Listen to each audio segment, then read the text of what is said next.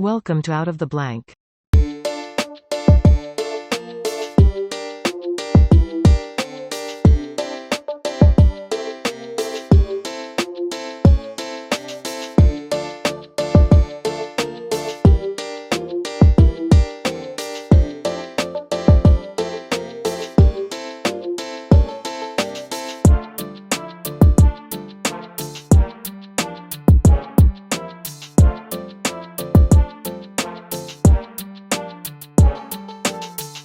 Welcome to another episode of Out of the Blank podcast. Dr. Dufault, it's a pleasure to have you on the show. Would you like to introduce yourself to everyone out there listening? Yes, Robbie. First of all, I'd like to thank you for inviting me. I listened to a podcast on your channel yesterday to, get a feel for the conversation. And I didn't steer you away. Great. No, I was really impressed actually. And it seems like you have an interest in intellectual discussion, an interest in looking at the problems that we have that we're facing as a humanity.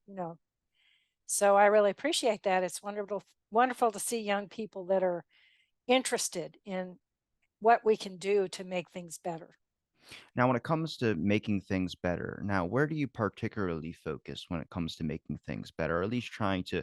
I would say education is important. I didn't really take it seriously when I was in school, but I kind of realized that you learn more probably when you get outside of school, more life stuff. And I think with independent news or independent like podcasts or educational platforms, social media, for instance, people that follow someone who might be speaking about something necessarily doesn't get covered in mainstream, you start coming across a lot of articles and things that you can actually look up and find out, like, why isn't this being covered?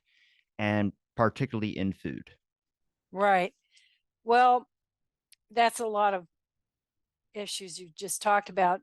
Education in and of itself is in trouble in the United States. Our kids are graduating with, if they're lucky, a sixth grade level reading level. So there's problems with that.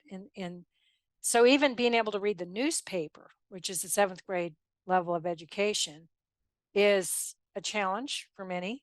And then of course the news media, the general news media, all the mainstream is biased one way or another. And just for example, the volcano here erupted on Hawaii Island. It's big in the news. It's in the 24-hour news cycle. And AP News did an article and it was completely inaccurate.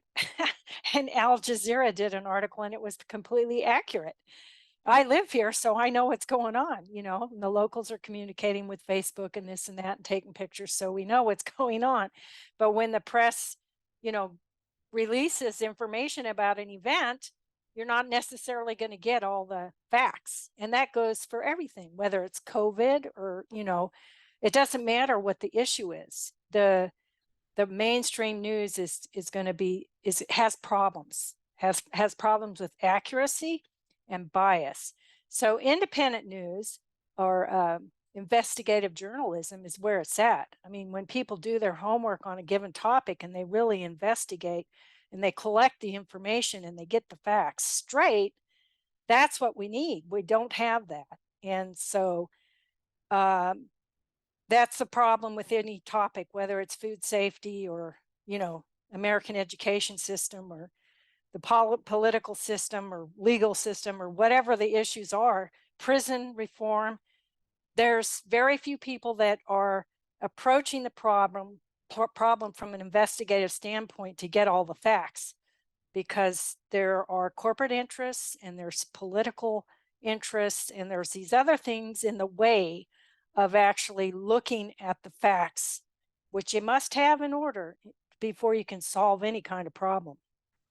A lot of times when people talk like this, people roll their eyes and say conspiracy. So I'm just gonna help you get to the. I'm on your level, trust me. Yeah. But when it comes to people I've talked to, I'm not going to go into the COVID topic, but I will just address this point because I think it'll help kind of pave the way for the rest of the conversation as well too about who I've talked to. I've talked to people in the WHO, and I've talked to people like Peter McCullough and Pierre Corey. And if you know those names during the COVID pandemic, you know where they stand on the everything else that came with it. I've done the independent journalism or whatever you want to call, or the things that most people don't do, which is speak to both sides. And I can tell you my whole idea of media just blatant politic news has just completely changed from what I mean, there was always conspiracy. The news won't tell you. It's real though. And that's the dangers of, okay, what gets skewed? And you start looking at where the relationship is. And the real question is just follow the money.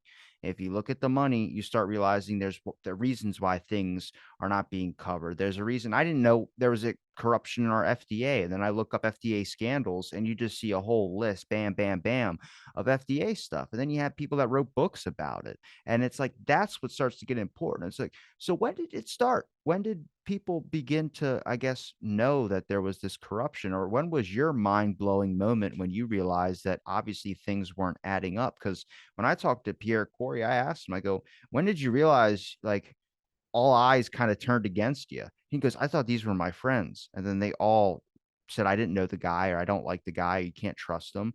And it's like, yeah, as soon as you step on the line, that's when you can't stop stepping on the line. It's like you've just kind of seen through the barrier, I would say. And then everything you do becomes an attack or becomes some type of thing that gets you in trouble.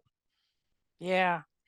Well, when I was a United States Public Health Service officer, I worked at different agencies. So I worked at the Environmental Protection Agency, had a different experiences there. I worked at NIH, had different experiences there, and I worked for an Indian tribe. I was detailed to work for a tribe, and learned. I was mind blowing experience there to find out what was going on with the indigenous communities. It changed my life, changed my perspective, and then I ended up at FDA, where I was for the last 9 years of my public health service career. And when the first thing that happened, that it was a lie, a complete and total lie, in the first investigation I ever did. First time I ever blew the whistle, that nobody knows this. I'm going to share the story in my memoir that I'm hoping to put together here this year.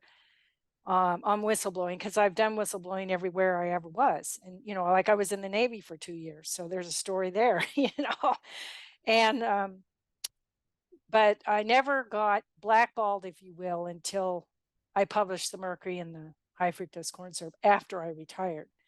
But the first time I knew that we were in trouble was when the BSE, bovine spongiform encephalitis outbreak occurred in the United Kingdom, and there was mad cow, right? And so people in the US were starting to ask about our meat supply, mad cow, do we have it here? And the official announcement from the US government was that we had a surveillance program. And I thought, how can that be? Because I work for the FDA and I do the inspections of all the laboratories, and there's no surveillance program. What are they talking about? So I started digging, and I interviewed people at CDC and found out, where, what kind of surveillance program was there, and it, it just turned out that we didn't have much of a surveillance program on a national level, and FDA was not inspecting ruminant feed at all. Ruminant feed is where you feed to cows the remnants of other animals, right? And that's how the prion, which is bovine spongiform encephalitis, gets passed on to the cows. And so there were no investigations, no inspections, nothing. And I knew this because I was out there inspecting laboratories for FDA across the country. So it was a outright lie.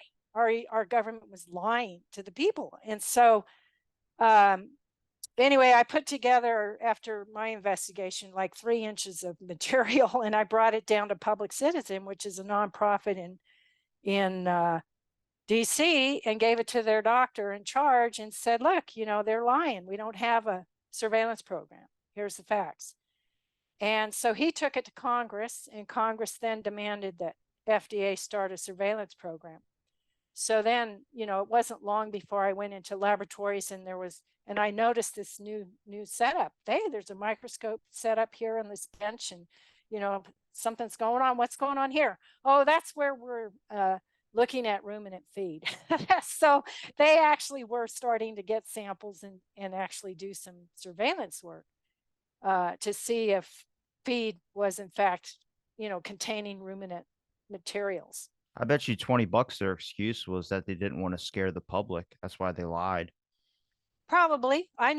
No one ever knew that I blew the whistle because it was in confidence that I took this package of, facts to the nonprofit. Because if I had told inside FDA, I had worked there long enough to know that, you know, you don't say anything in the government unless you cover, you have an exit, an exit where you're preserving. Like I didn't publish the mercury in the high fructose corn syrup problem until I exited with my pension. And I didn't get the whole pension. I exited with the smallest pension I could possibly exit with because, I had to look out for my future. And so it was a couple years after the finding that I was able to retire. And then fortunately, I had samples of corn syrup on hold that my supervisor at FDA allowed me to put them elsewhere outside of the agency for safekeeping. And I knew enough to have those samples outside of the agency so they'd be safe and accessible after I retired. So I put thought into it because I knew that in order to preserve the samples and get the data in the future, they had to be outside of the agency. Because when I found out that when I presented my findings to the Center for Food Safety, they said, well, we want you to stop investigating. And then when I wrote up the report based on the analytical results I got from NIST, National Institute for Standards and Technology Food Lab, who had analyzed some of the samples and found mercury, and I was told you can't use those results, they didn't want me to publish, right? So that way I knew that I had to, there was had to be an exit strategy. Did that So I mean, what was that feeling like where you had to know you had to like, I can't expose this until after I get my pension?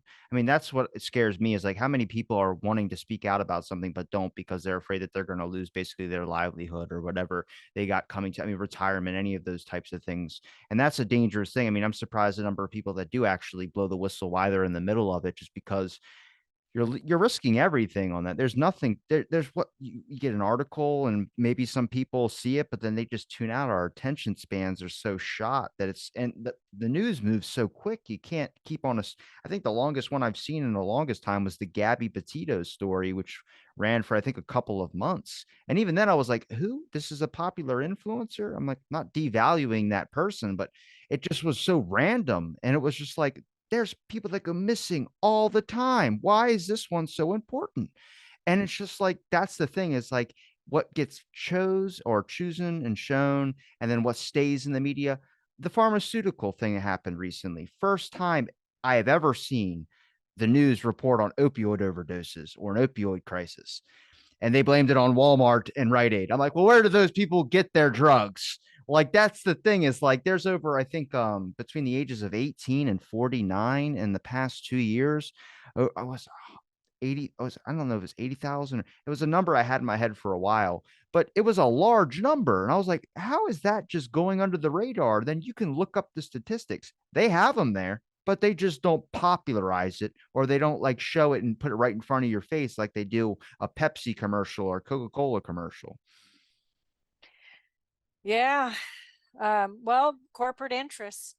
What I have come to conclude based on all my experiences is doesn't matter who you're talking about, county, state, federal, whatever, it's all comes together and joins together to protect corporate interests. And that's the bottom line, profit. And Mercury is poison, and they're putting that in. It's in high fructose corn syrup, and that's like in a lot of products. So that's a big thing to be like, oh well, it's just our business relationship. That's a lot. I have another story on that, ADM off of Daniels. I can't go into it now, but bottom line is they'll stop at nothing. Corporations will stop at nothing to suppress information that will damage their ability to maximize their profits. And that's the way it is. And I wish I could be more optimistic, but that's it. These are the facts.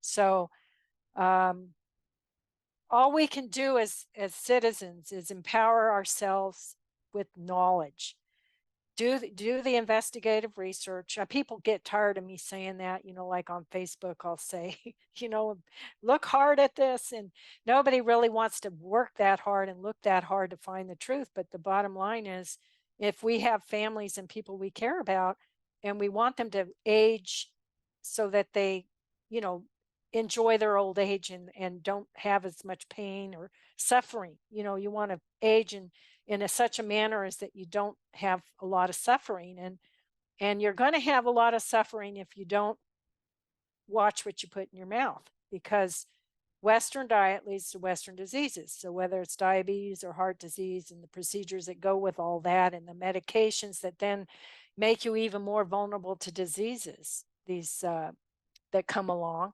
Okay. uh, the key lesson is that we have to be responsible for our own health, because there is no one else who's going to look after us. No one is going to fix the problem I'm gonna in I'm our I want to ask you this about when you got your pension and you finally blew the whistle. What steps did you take to be able to, implement this or at least get the word out in a sense? uh so before I retired, I had a set of samples that had been collected by the FDA law enforcement people that I'd gotten from the corn refiners. And I had given them to different folks, University of California, and they did their analysis, gave them to National Institutes for Standards and Technology. They did their analysis.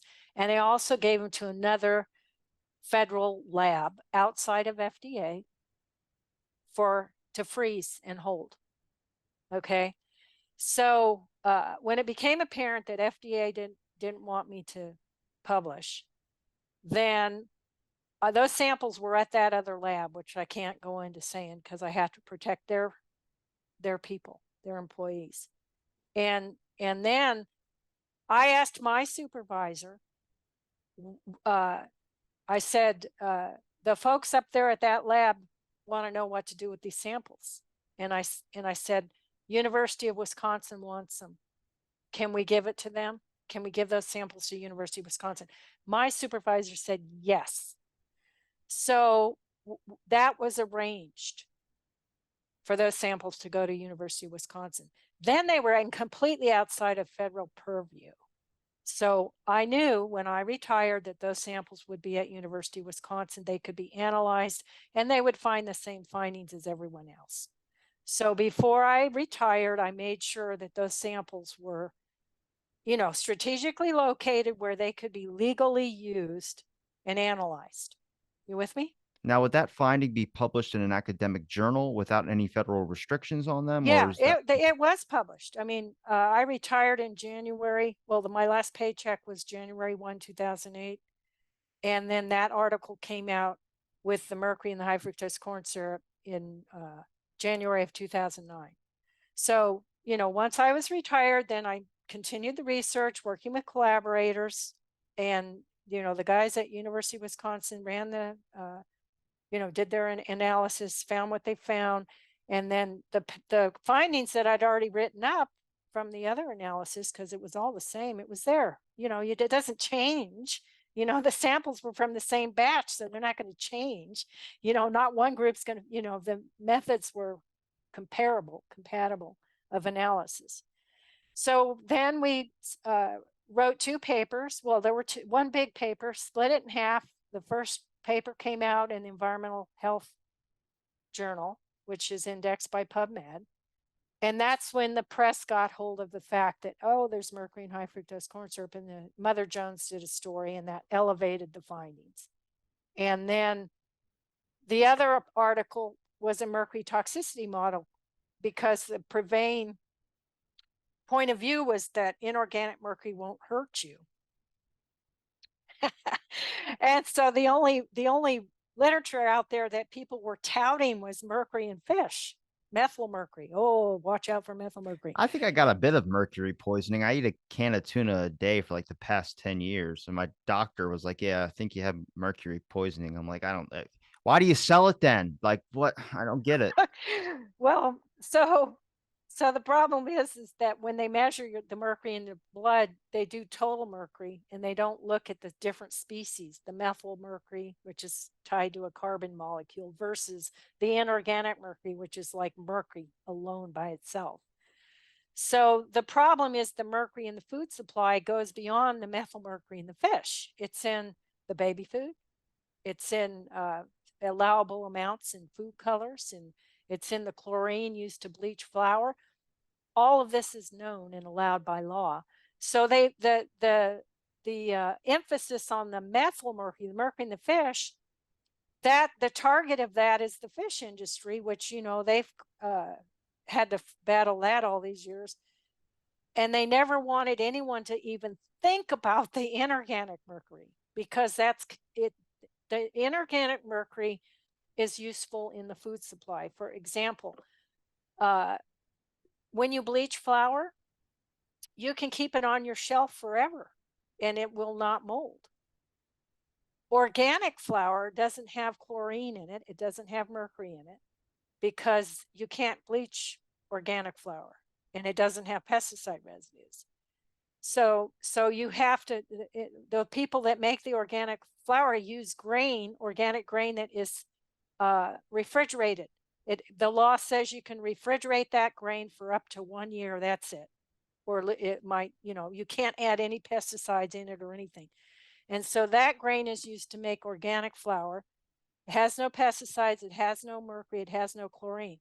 And that flour you have to keep in your refrigerator or else it'll spoil. You'll get mold right away. So the little bit of mercury residue is useful because it kills mold and it kills bacteria. It's a killer, it's very toxic. And so having certain food ingredients with allowable lead or mercury, lead also kills things. That's why we had lead in paint. Lead in paint was intentional because it prevented mold on the walls. You paint with the lead-based paint, you're not going to have mold. You with me? So these heavy metals are toxic to biologic agents, bacteria and fungus. And it's very intentional that they're in different things for shelf life.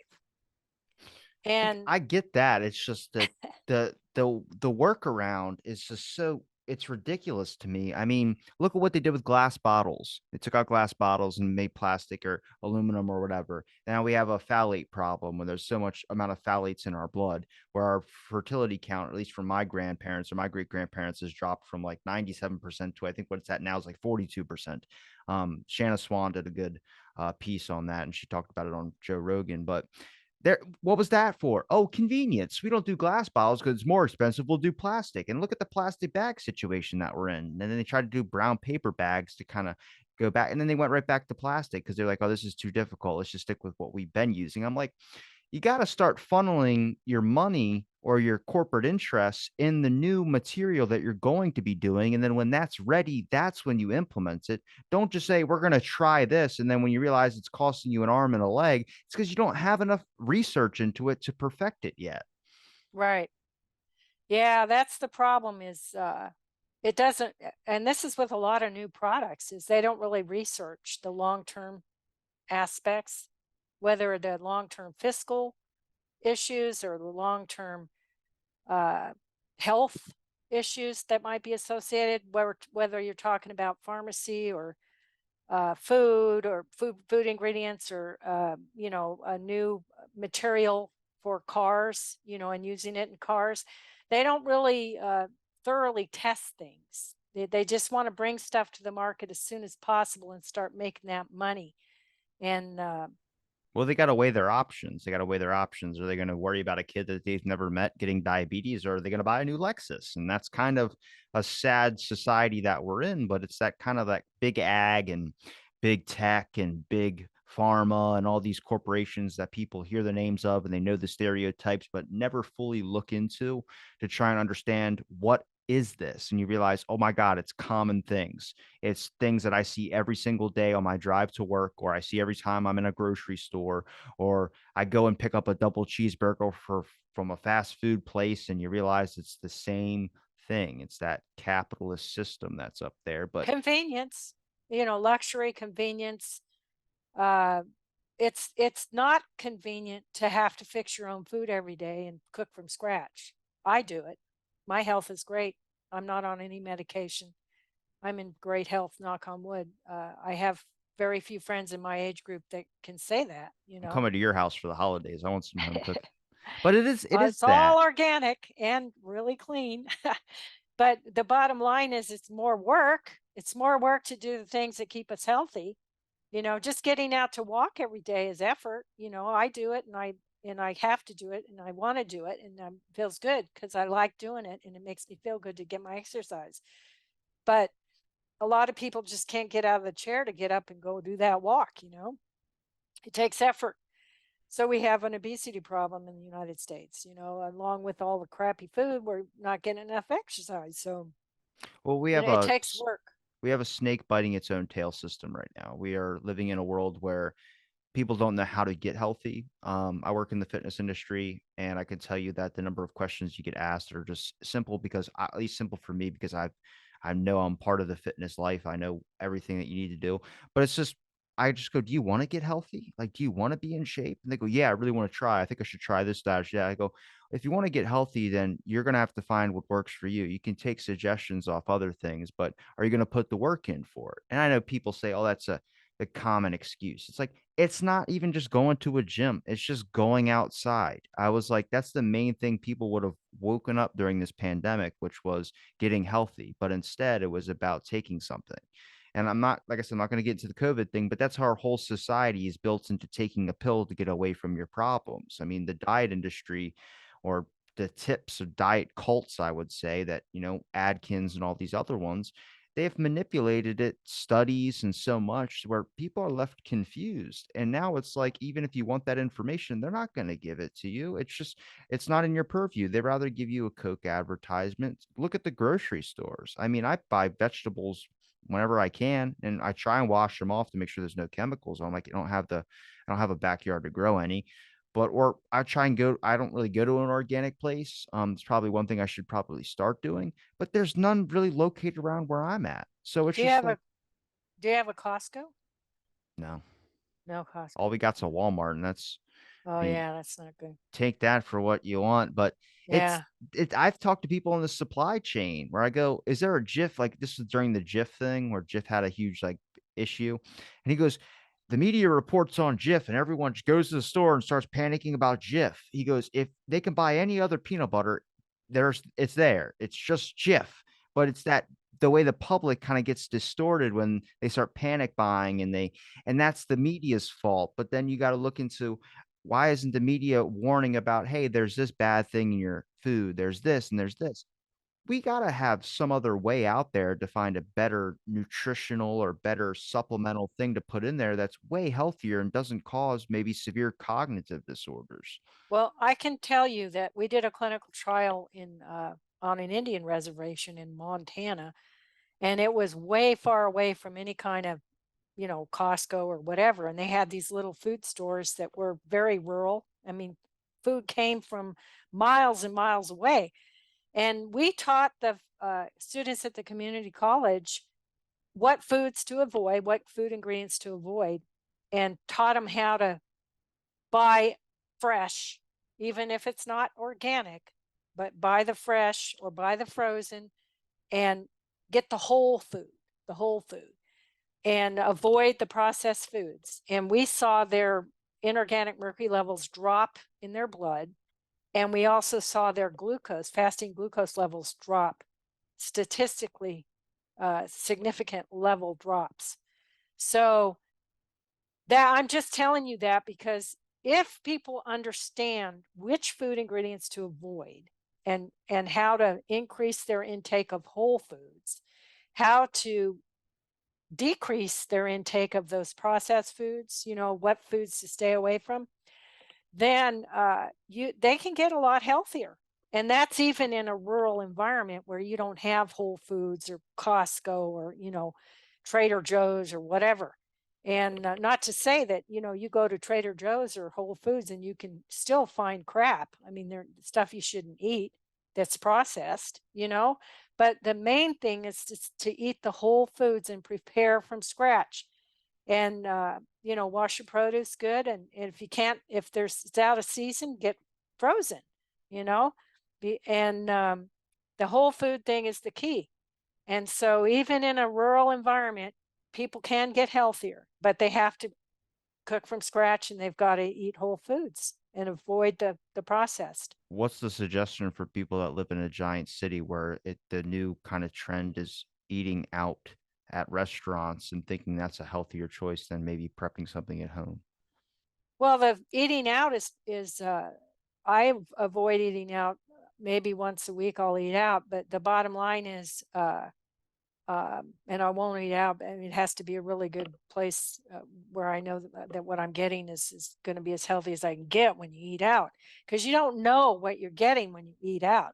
So eating out is one of the things we try to tell people don't do, except for special occasions or once in a while, and be very particular about what you choose when you go and eat out, because eating out is a risk because you don't know what you're getting.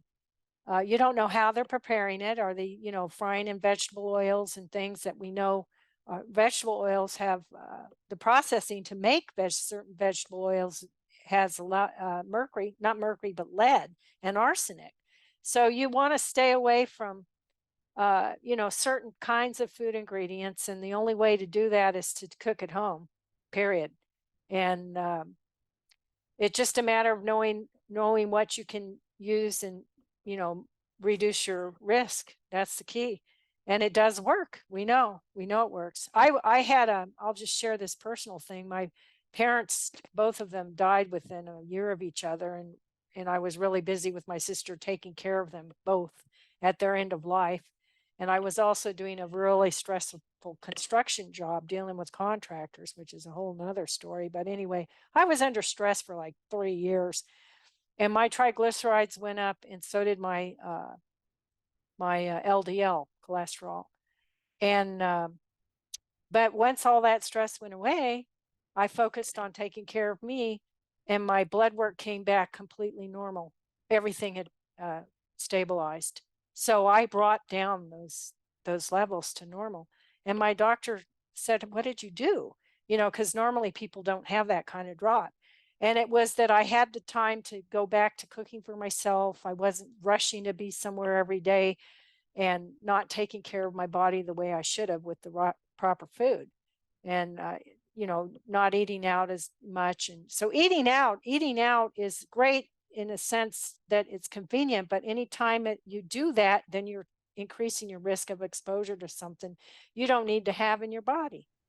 Well, the real dangers is the fact that if you stop doing or eating all these bad foods and you strict directly to a healthy lifestyle, and this unhealthy bad food is still the only option available, your body had adjusted to a cleaner lifestyle. That's why whenever I haven't eaten fast food in years, I 9 years, 10 years ever since I first started working out, I just started eating clean. But if I go out to a restaurant, which is like once, and that's on like a birthday or something, that food wrecks me to the point I'll be in, like, a horrible agonizing pain either the rest of the night, and then the next day I have to go to the gym and try and work out and get it all out of there, and it's just like you whatever, meat sweats, whatever you wanna call it. It's just it feels like crap, but it's because my body has adjusted to a more cleaner fish or whatever style that is different than any of the stuff that they might serve at a restaurant, which is if you start getting a bunch of people to do that, I mean, I guess that would force corporations to change because people were getting massively sick off food, that they're still selling that is contaminated with this stuff. But also, it's like pasteurized milk. We can't drink raw milk now. Oh, that's what they say is because our stomachs adjusted to a more pasteurized form of it because they added something to it and now our bodies can't go without it or something like that. And that's what it is. It's adapting. I was like, I don't want to adapt to a chemical that you put in my food. I want the clean style of things. But if enough people start eating clean for a very long time and they try and eat regular food, it's like a vegan who tries to eat a steak their first day back after being 10 years of vegan. There's no way you're going to be able to handle that. And that's proof in the pudding. That's what I tell people, when they start trying to make those changes, is that once you get clean, it's almost like a drug, really. Once you get clean, there's no going back. because when you do go back, you feel sick and you realize that, oh my God, what I was eating before obviously doesn't, your immune system responds. That's why you feel sick. It doesn't like it. And once you feel better, and and everyone always feels better once they make the change, they feel better. And there's just no going back. You don't want to feel sick. And you want to have it be ambulatory, especially as you age. You want to be able to get out there and walk and hike and do all these things to keep yourself, uh, relatively fit in old age. And the only way to achieve that is to eat healthy. Otherwise, you're going to be, obese, and your mobility is going to be cut down. You'll have difficulty walking and doing things like gardening or whatever. Your body's wrecked and you can't really do anything. You sit in an easy chair and watch TV. What are And some well, I was about to ask, what are some of the basic ingredients that you would say have common red flag examples of things that are in common products that people can just easily flip over the back of their box, flip over whatever, and be able to see those ingredients? But I mean, I just told you I was drinking like I said, I'm not going to be a hypocrite here. I drink a Pepsi or I drink whatever, but I also try and maintain the rest of my life pretty balanced in an aspect of like that does not need to be the only consumption. But for the public, a lot of people some people drink 2 liters, 2 liters a day. So it's like you're drinking that as your only thing and not substituting with anything else. What are some red flag things that people could see and, be able to know, okay, maybe I should steer away from this? yeah, all the petroleum-based food colors, the food colors made from petroleum that comes from the ground, have allowable heavy metals.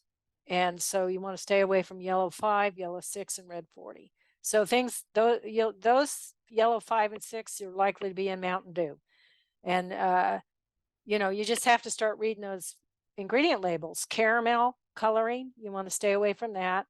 Uh, so pretty much all the soft drinks with the sodium benzoate and all of that, you just need to stay away from. I mean, if you want to have a, a soft drink, then I recommend like an organic lemonade and put some carbonated water in there, half lemonade, half water. That gives it the fizzy, you can have the fizzy fill.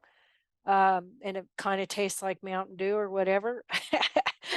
But you want to avoid uh, the sodas completely, and the food colors, and those preservatives I just talked about. All of the processed meats, the bacons and the lunch meats and all of that have sodium chemicals in there, and that's going to be really bad for your blood pressure, hypertension. We already know it. We've known it for years. So you want to stay away from all of those sodium chemicals, sodium nitrate, and all of that. There are uncured meats, so you could treat yourself to uncured bacon on occasion or uncured ham on occasion that do not have those chemicals. And read the label, make sure it's, you don't if you can't recognize it, don't eat it. So those processed meats and the food colors and the white goods, anything made of bleached flour, cookies and breads and things that are made with bleached flour or even unbleached flour, but it's not organic, you'd stay away from those things. If you're going to have something made with flour, then you definitely make it yourself from scratch. Use unbleached organic flour, keep it in the refrigerator, and minimize that risk of diabetes that occurs from eating all that white stuff. And let's see, vegetable oils. When you're looking at potato chips and things like that, not only are you wanting to avoid the sodium, but you want to avoid the vegetable oils as much as possible. So that means, well, what kind of oil can you use? You want to use the cold pressed by mechanical means. So cold pressed olive oil, cold pressed sesame, anything that's cold pressed, that means they're not using a chemical to extract the oil from the seed. So you want to use the cold pressed. And the corn sweeteners, whether it's maltodextrose or high fructose corn syrup or corn syrup solids, in baby Congress just looked at baby food and issued two reports, February 21 and September 21, finding all of these heavy metals in baby foods. And in with respect to baby formula, corn syrup solids and vegetable oil are the two primary ingredients, and both of those are got heavy metal residues. So, we don't want to have uh, eat eat eat products with those things in it, and certainly don't want to feed our children or babies or infants those things. So yeah, the vegetable oils. Be careful what you use, and make informed decision about what kind of vegetable oil you use when you're cooking at home. Well, what would you suggest would be some proper methods, I would say, of being able to at least change the way that we've been viewing this? The whole relationship with food in general is just a sketchy road. But I'm sick of the argument of trying to change the corporations because that's never going to happen. It's like trying to push a giant boulder up a hill. And I mean, this is a question I could ask you. I mean, what do you think about the ideas of families sitting down and having meals together again? I mean, the whole introduction of streaming services and people just going up to their room and eating whatever meal that was takeout or food delivery. Um, I feel like if you have a small family, if you're a father, a mother, whoever, and you have a couple young kids, keep that family meal dinner table style and show them, hey, you can cook and prep your food and then eat it that way. And just trying to ingrain that back in there. We have a whole society of kids now where, I mean, implementing in school lunches would be a first good start as well, too, making sure those are a lot healthier than they are. But that idea or that moral value, whatever you want to call it, whether you're sitting down at the dinner table with two moms or two dads, it does not matter. But it's that family time, the breaking of bread. I'm not religious, but I think that's very important of the decompression of stress, the conversational attitude that you get. I mean, this is conversation, but conversation at a dinner table, back and How'd your forth. day go? What'd you learn today? It All of that. shouldn't just be on holidays. I mean, Yeah, people know what it was like maybe if they went to a Thanksgiving thing and they got to sit around their family and see people, but that should be a everyday occurrence where you're at least eating, even if you haven't completely fixed the diet, but just made some food and had that conversation show there's more important things than eating out. There's more important things than ordering, and there's more important things than being locked in your room with a bag of potato chips. right. Yeah, I think it's crucial for kids growing up today. The screen time needs to be limited. Uh, you know, absolutely. And family meals. I mean, kids should learn to cook. They need to learn to cook from when they can stand up. Put them on a little stool and let them help. I mean, from early, and teach them how to cook at an early age, and prepare the meals. The meals, you cannot live without food and water. Okay, so food and healthy food should be key. It should be priority in everyone's family, because you can't live without healthy food and water. You can live with unhealthy food, but only for so long before it starts impacting your health. So, celebrating life, celebrating health. Without your health is your wealth. Okay, health is your wealth. So, That's a song. is it? Yeah, I heard that from my son, and I there's a love it. reggae artist. They usually play it in Hawaii. It should be like 103 The Pahina, I think it's called. I used to go to Honolulu all the time. But it's Maccabee, I think his name is. He's got a whole thing where he just literally wraps his ingredients, and it's like in a reggae style, Jamaican style, but it's like I'm like listening to him like it's just his grocery list. He's just talking about avocado, fruit, potatoes. He's just talking about a bunch of different things. Like that's it. But it's so catchy and it kind of keeps you thinking there. It's like because he's vegan and people ask him all the time what he eats. And it is that question. It's like a lot of people hear the main hype of this is vegan. I'm not vegan, but this is this and this is that. And it's like this whole like it gets stereotyped a certain way to where people just stigmatize it as that and then don't look into it. It's like, well, you got to find what works for you. And it is that idea of like, I mean, look at our kids. I mean, do they really care about like when they see families eating together? They go, I don't need those family memories, and they move on. It's like, well, it's not just memories. There's crucial aspects of learning how to cook for yourself. I mean, I learned how to use the oven at 20, but you know, I don't think I still do it right. Sometimes I used to do I back in the beginning of the show, I used to do put the oven on 450 and put a chicken in there and do it for 2 hours, then I'd go up and do a podcast, and I'll be like, "Hey, my chicken's burning." But, like, it is that educational aspect, and I think it's really important, trying to soak it up. I mean, besides looking at a bunch of privately owned sites by people like yourself that are having them up there, but people wanna see a giant news brand logo on it to be able to read it or consider it valuable, which is the complete opposite. You want to look at the independent people that are more than happy to talk to you as a human being because they're not connected to an establishment. Exactly. Yeah, what's that person pushing? I'm just so glad that you're not selling anything. I can't begin to tell you how many people I've interviewed with that, they're selling stuff, "Oh, just wait, I got this book." No, I'm kidding. It's just nice to speak with the independent journalists out here. There are some, and it's great. I really am privileged to be able to sit down and chat with you because it's wonderful. I appreciate independent journalism. When I was teaching full time, because that's something I got into after I retired from FDA to supplement my income. I became a licensed special education teacher, and so, I really, last time I was teaching full time like that, I was teaching special ed social studies, and I used journalism articles to teach these kids with reading guides, so that they could become interested in looking at the way things are reported, and they learn critical thinking skills and stuff, and I just so value the time that people put into writing something and trying to convey information in a factual manner.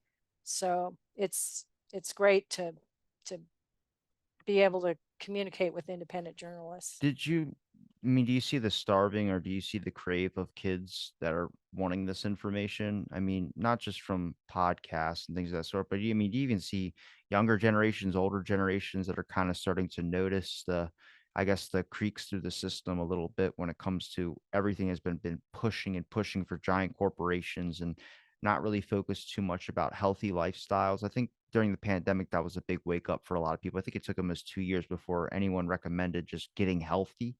It's all been like, and I think, there's always been stigmas of big pharma, big ag, and all this, but Yeah, nobody takes that at face value or nobody kind of like looks into that a little bit deeper. They kind of just go, "Oh yeah, I know." And then the next thing you know, they're eating a cheeseburger. It's like, well, hang on a second. Like, don't just crap on it and then do the thing. I get it. I'm not gonna be a hypocrite. I drink Pepsi, I vape, I do a bunch of different stuff that I probably shouldn't be doing. But it's about kind of understanding. Like a lot of people are taking things in without knowing the risk. And that is a dangerous thing. I mean, it's your life. You make your own decisions. If you know the risk, that's fine. But hiding the risk from people is very dangerous, and that's the issue with the media. right. No, informed, becoming informed. And then you make a choice based on the information. And withholding and not providing that information, which is rampant, is criminal in my view, because you're not looking out for example, okay, prenatal care. A woman who's pregnant and what she eats determines the health of her child. Period. And yeah, I mean, however she eats is going to determine if that kid's autistic, ADHD, uh, susceptible to heart disease, all of it. It's that crucial what the mother eats. And we just don't have people don't are not taught at an early age, adolescence, and they start getting sexually active as a time, they need to know about the food, what's in the food, how to have good birth outcomes, how to ensure that their kids are going to be able to go to school and learn without uh, difficulty.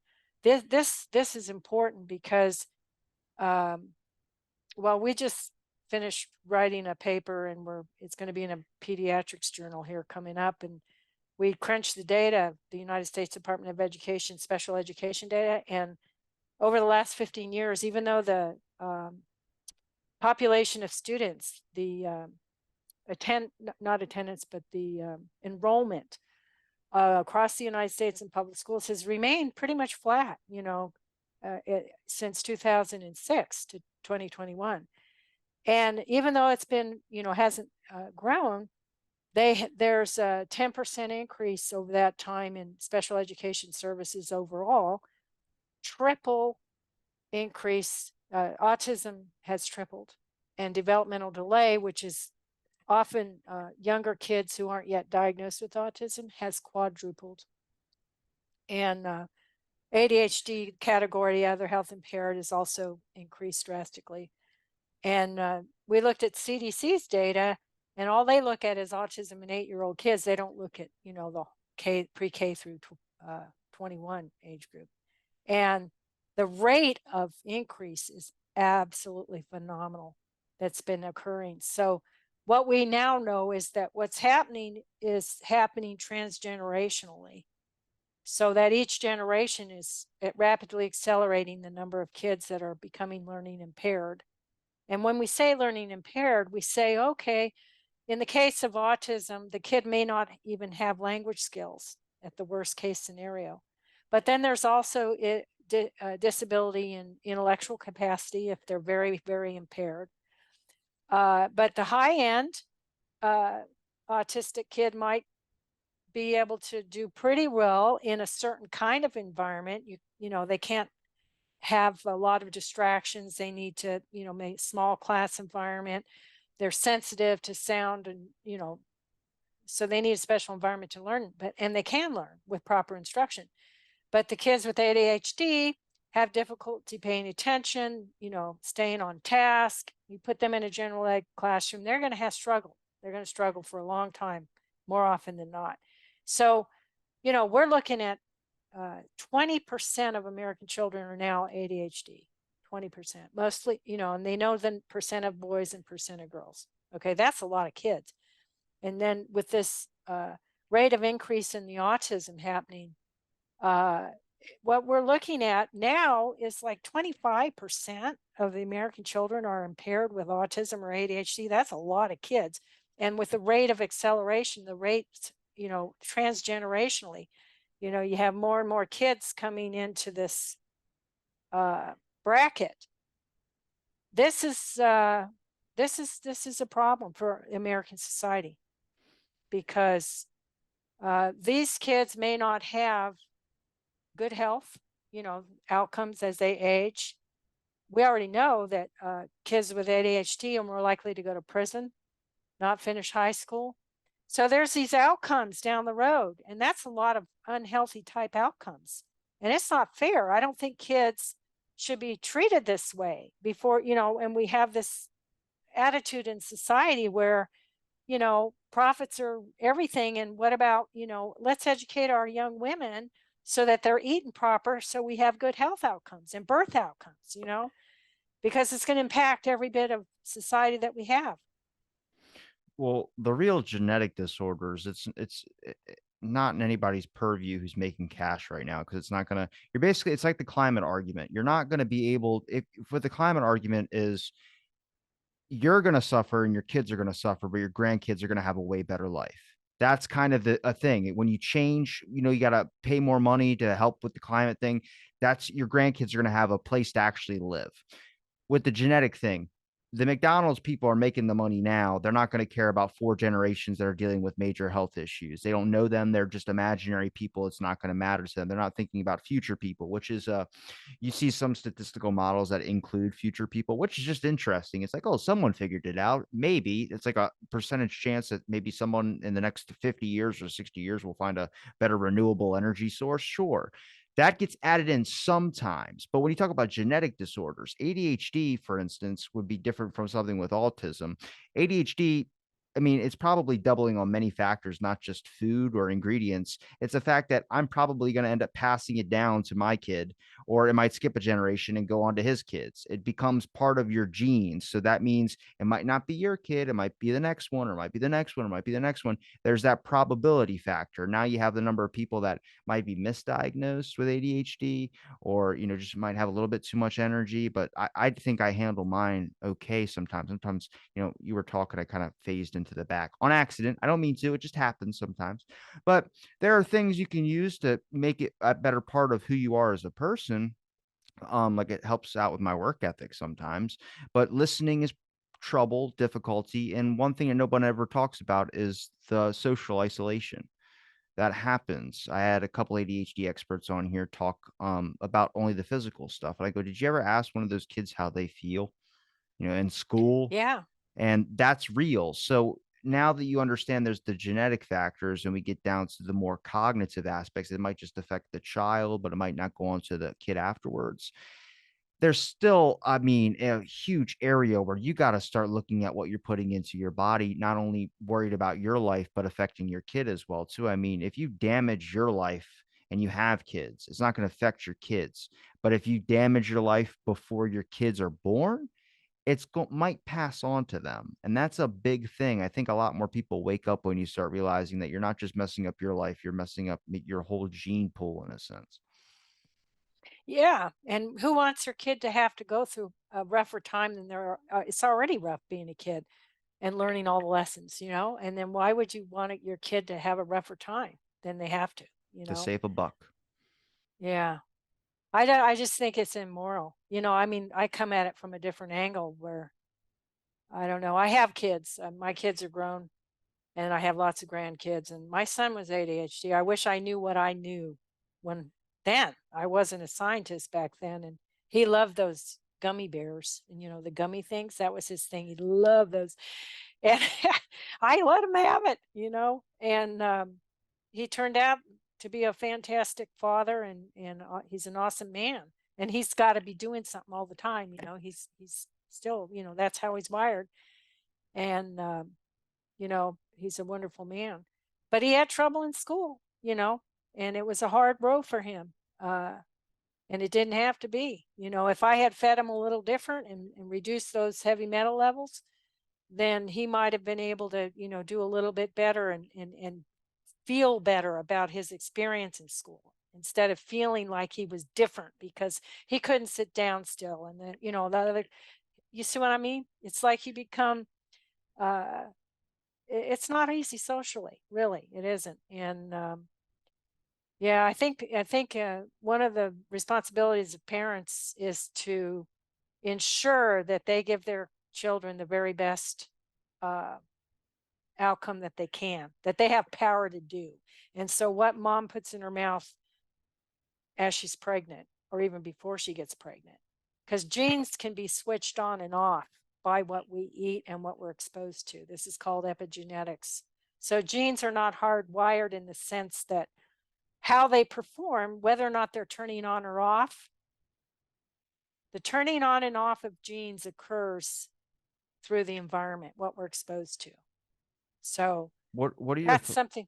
I was say what are your thoughts on the number of kids like that are young, I mean, in middle school or something, or even I don't know the number of people in my 20s right now that have I have a digestive disorder. So it's like, my intestine doesn't soak in water like it's supposed to or hold in water to help. So that was a big issue I had to fight in court. I went against John Hopkins and won. And that took like a very long time for that to happen. And that's unheard of. John Hopkins is huge. Yeah. Wow. That And is amazing. I just got lucky because they didn't show up 3 times. So the judge was like, "We're gonna do this without Well, him." they probably figured they weren't going to win. So why even? Well, that's the thing for me is when I talked to the judge and what he said to me was what they see is a name on a paper and they have a brief summary of you and they either stamp yes or no. And he goes, "They don't look into your case at all, and they don't know who you are as a person." And I go, "I mean, is it set up that way?" He goes, "I mean, you could say, I mean, I couldn't give you a straight answer on that." Just hearing him say that to me was just like, you start to get a better grasp of like, okay, these people that I were so mad at for rejecting a medication that I went through all the hoops they told me to. And then you kind of hear that and you go, okay, so it's just a big system and that's all. They don't, they don't care about you. They don't care about looking into your case. Maybe some people do, but it is that do I have to bet on every single one in a billion to look through a profile and actually do the work that they're supposed to be doing? So it relies now onto the importance factor of private organizations, people like yourself that start up an organization or something. If you wanted to start up an organization or a group of people that are in the same alignment with you that want to start up an organization to go after the FDA or look through all these corporations that are selling products that are dangerous to people's lives and healthy lifestyle. Um, it relies on that. You can't trust the government to do that for you. No, there's no policing. There it's fluff. I call it fluff. Whatever little policing's done is fluff, or it's done to look like they're doing something. Like they focus on lately. I've seen in the news FDA's, looking at products that come in from overseas. It's the overseas products that are, contaminants. And, I mean, that just makes me so angry because they know what's in our food supply. They know we have problems with our food supply, but they want to shift the focus to, it's not us, it's these other things coming in. So, yeah, the corporate influence, the government works for corporations, period. And states get money from the government, so they're going to fund, they're going to, be looking out for corporate interests, because whatever's important to the feds is going to be important to the states. It's a big gravy train, and it floats right on down. So it's unfortunate, and I don't know. The only thing that might solve it, or at least begin to solve it, is some kind of campaign finance reform, where corporations aren't allowed to, give money, or maybe maybe the federal government sponsors campaigns, and everybody can only spend so much, and so there's no corporate influence at all. But as long as the corporations are allowed to donate, and that's what the congressmen and the senators are looking at, and the federal government, because they set uh, the rules, or they dictate what rules they want to have the agencies create. And, otherwise it's really not a whole lot of change, because they like it the way it is. So that's another thing. We don't see a lot of new rules, because everyone wants to keep everything just the same, because it's maximizing the profits right now. Well, they figured out how to work the system. Yeah. And if anything gets changed, it's to maximize somebody else's profits, And so the people at the bottom, which are the worker bees, the workers, uh, they're the ones that are impacted by all these games that the folks are playing in charge. And children's lives. This isn't a monopoly game. To me, it's an ethical problem that we have, that we can't see beyond the money, and have compassion for the individual child that comes into the world, that is so vulnerable, and that we can't care for that. We can't care for this being, that we don't, and it's like they're so disconnected from the reality of what's going on. It's like they're not even thinking about, the destruction that they're doing, and that their policies are doing. And it's mind numbing, really. It's a sad situation. The education can't be limited. You can't just ban things off Google because you call it harmful content when it's just trying to show people that obviously there's something going on in the food, or there's an issue with this, or there's a big business relationship here. But then even also advertising pharmaceutical drugs on the television. We're one of two countries in the world that does that. That's freaking ridiculous. And just advertising in general when it comes to food. I mean, we have a really, really, and I get it, it's money. They pay, they can advertise. But I also think that you should hold yourself at a higher moral regard when it comes to nobody needs a Pepsi or Coke commercial. They're going to buy it because it's shoved in their face at the store anyway. What you can do is try and show people better organic, or, I mean, I always hear every time election season comes around, we're pro farmers, we're a farmer family. It's just like, where are those guys the rest of the years? They're not available at all, only when it comes to voting. Yeah. Yeah, I think if you need a commercial, then you probably don't have a good product to sell. And the pharmaceutical companies that make these commercials, I'm thinking, as I hear all the side effects, and I can't imagine why anybody would want to take that. So then you think, well, why, if they're spending this money for commercials, it must be a tax write-off, or they actually think there's enough people that are stupid enough to take that. So um, it's a People tune out when they hear what it relieves. It's like, here's what it'll cure: your heartache, it'll cure your acne, it'll cure this, and then they don't hear the fast-paced side effects that get listed afterwards. I think even what was the Proactive commercial? I don't know if it's Proactive, or it was an acne commercial. And it was like, I'm sorry to get graphic, but bloody diarrhea, and then it was like blindness, and I was like, "What?" What is that? I swear to you, you can look this up. This was like from like 2014. I remember this. I talked about it a while ago, but it was like, it was so fast paced, but you heard those things. You're just like, what? It's like, stop taking if this happens. And I'm like, huh. And they're like, aggressive heart attack. And I was like, as opposed to what? Like, what, when does a heart attack ever Right. just creep up on you? It just kind Yeah. of, I mean, I know some people say, like, oh, I think I might have had a minor heart attack. It's like, look, heart attack's aggressive either way. It doesn't matter. It's why they call it an attack. They don't say it's a passive bear attack. They just say it's a bear attack. Right. Yeah. It's a quandary. It's a quandary that we live in the time that we live in. But I like to, you know, just let people know that they have the power. They have the brain. They can use. They're listening to this. They have a brain, and they can make choices, and they can choose.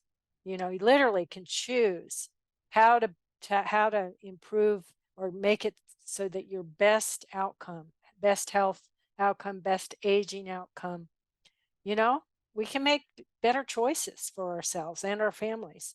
And it's up to us to do that because there's no one watching our back. And that's not going to change anytime soon.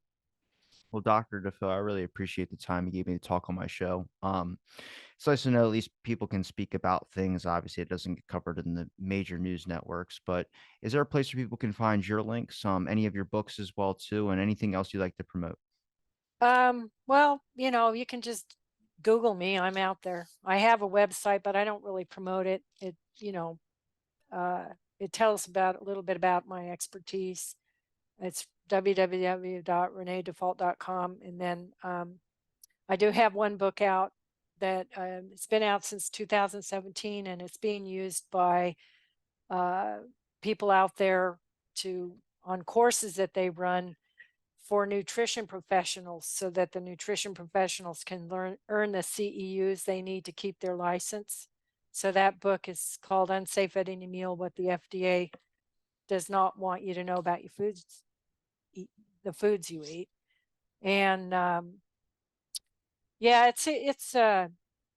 I'm going to have a workbook that goes with it, so it'll make it easier for folks to read, because it's kind of the kind of book that has a lot of information and it's not that exciting. Very So, statistical. no, it's just about genes and the way genes behave and what impacts the way our genes behave, and what's specific problems in the food supply and this and that. And a lot of people, that's hard reading for them.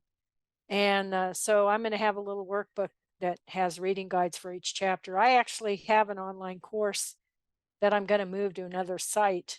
I've got nutrition folks looking at it now. We're trying to get it approved for CEUs for the nutrition profession. And just because, like, that's something that doctors can give to people as a prescription to see a nutritionist. And if we can educate our nutritionists so that they at least know, you know, what's going on, then that they can do better work. So just, yeah, I mean, there's some podcasts out there I've done, and then there's a Smithsonian Institute, the National Museum of the American Indian has a really good video I did for them. And it talks about the connection between inorganic mercury in your blood that comes from the processed food and how that impacts your glucose levels. It leads to diabetes. So that's a good one. But that's about it. I'm not out there really uh, pushing a product or, you know, I'm just here. I'm an educator. I'm licensed in biology, special education, and social studies, and a former FDA employee and a retired public health service, you know, um, commissioned officer. Well, I'm going to link all your links into the description, even some of those podcast episodes as well, too, for people to see other work that you've done. And I really do appreciate the time you gave me to talk on my show. And thank you, everybody, for listening to this episode of Out of the Blend.